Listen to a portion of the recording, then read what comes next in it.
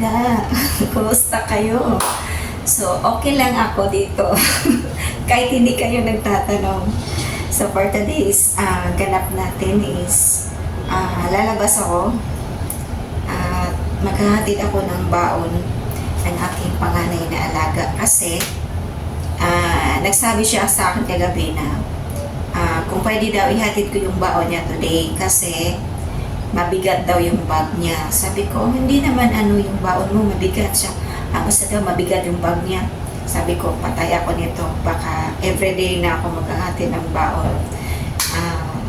Anyway, sa North Point lang naman. Malapit lang kinagag Emilia at saka ni Sis Eileen. So, no choice. Trabaho natin. So, sunod. Kasama to sa sweldo natin. Kaya walang reklamo. So, yeah, before that, natapos na yung winashing ko. So, bago ako aalis, ipapasok ko muna siya sa dryer para at least, di ba, pagbalik ko, tuyo na. So, pasok ko na natin. Actually, may na ako, may hindi na dryer na ako. Pangalawang load na ito. So, kailangan ilabas natin yung unang dryer. Ipasok natin yung pangalawa. Para, diba, consuming time habang wala tayo dito sa bahay is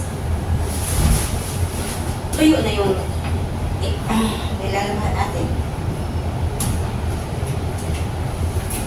Multitasking tayo always. Kasi, ganyan talaga pag, naghahabol tayo sa oras.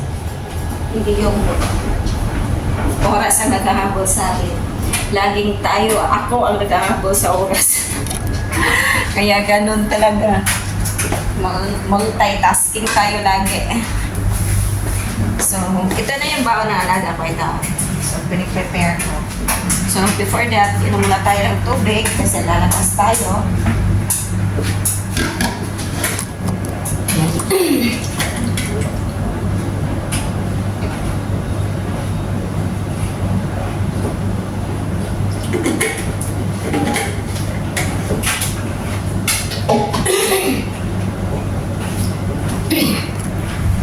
Ano talaga yung lalamuhan ko, guys.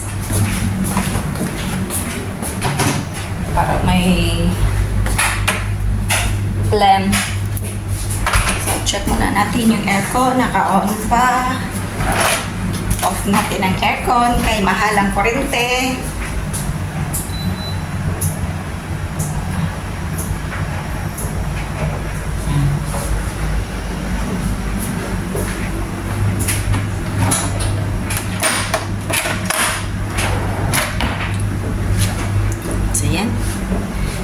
Ito yung fridge namin, guys. Pwede kang magsalamin.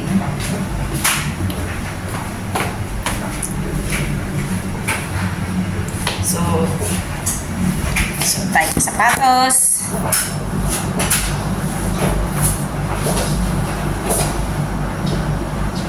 So, kailangan natin magmadali kasi before 12, kailangan na-deliver yung pagkain.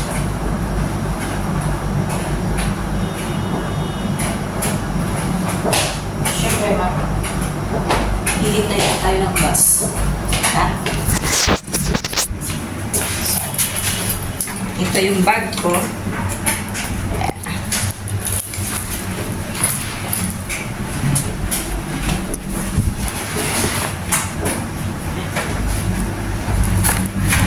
Magdadala ako ng water bottle, guys. Para in case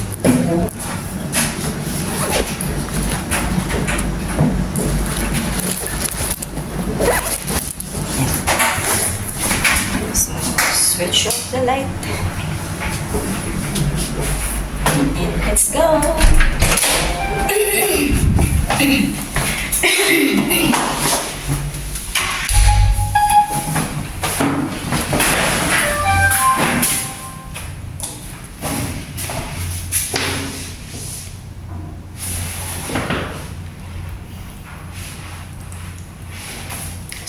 hindi uulan. Wala akong dalang payong.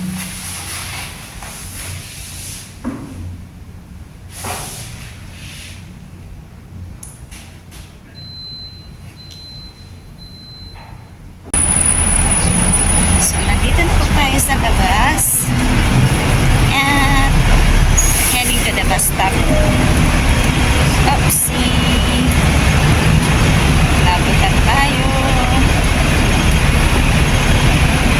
Labas tayo. Pedestrian lane.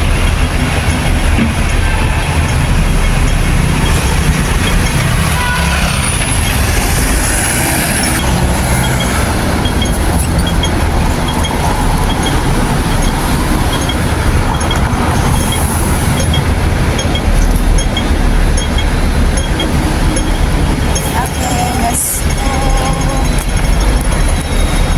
Bus stop tayo para going North Point. So, ito po yan. May tipinda ng bulaklak ko. Ay, nice.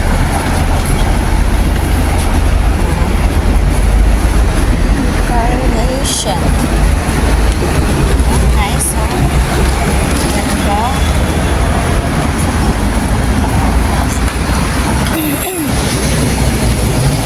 So, dito sa lugar ko, guys, maraming nabibiling pagkain kasi malapit na sa Pinoy store, malapit sa bakery, lahat. So, kung hindi ka marunong mag-budget, order dyan ka. Hindi pa dumating yung end of the month sahod. Wala ka ng wala ka ng sapi kasi wala ng pera sa kakabili mo ng pagkain kung ka mahilig kang kumain. So kung hindi ka marunong mag-control, yun, ikaw ang sasabihan. Nakakaisip kung saan ka kukuha ng pera na wala pa yung sahod. So kailangan talaga dito, guys, higpit ng sinturon, kumbaga.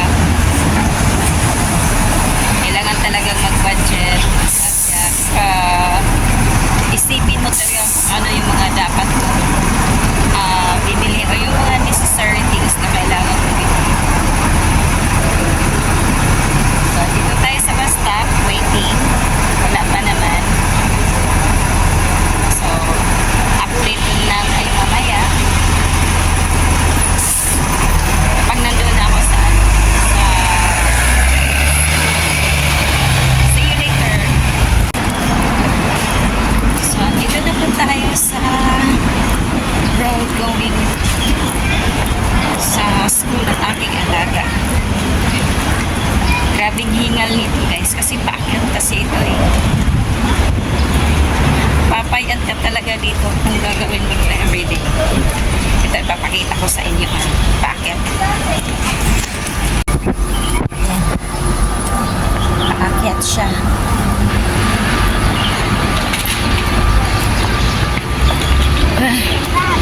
Hihingalin ka talaga. Grabe. Since 2 years old pa yung alaga ko na panganay, mga lalabs. Ito na yung binabaybay ko everyday. Kasi late ka na. Pumapasok siya dito, 2 years old pa lang siya. Hanggang ngayon, na siya, grade 5.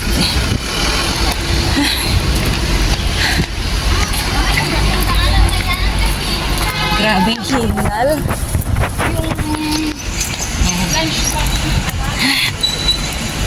Hinihingal na. Yan. May mas mataas pa nito, guys. Ay, sorry. Mas may mataas pa nito.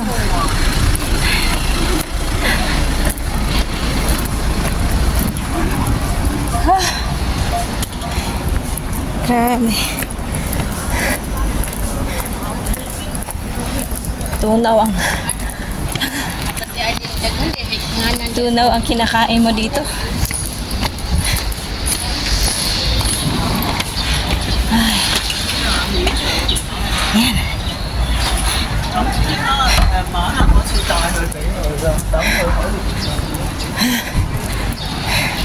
Bukhad ilong na ako eh.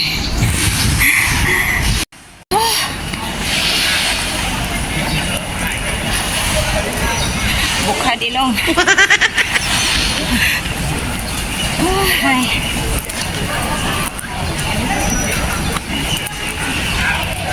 Yan. Ganito yung ginagawa ko dati. Noong hindi pa nag-school pa si Alaga. Every day. Dito. Yan.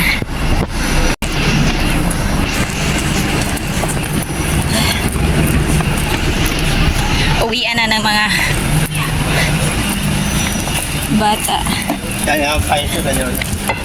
Ate, may turon ka pa? Paano ako pagbalik ko mamaya? Ha? Thank you. May turon daw si ate, guys. Yan. No more? Ito. Naghahati din ng baon.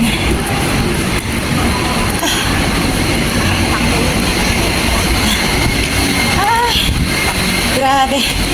Grabing hingal. Tapos mainit pa. Ay, hindi mo maintindihan.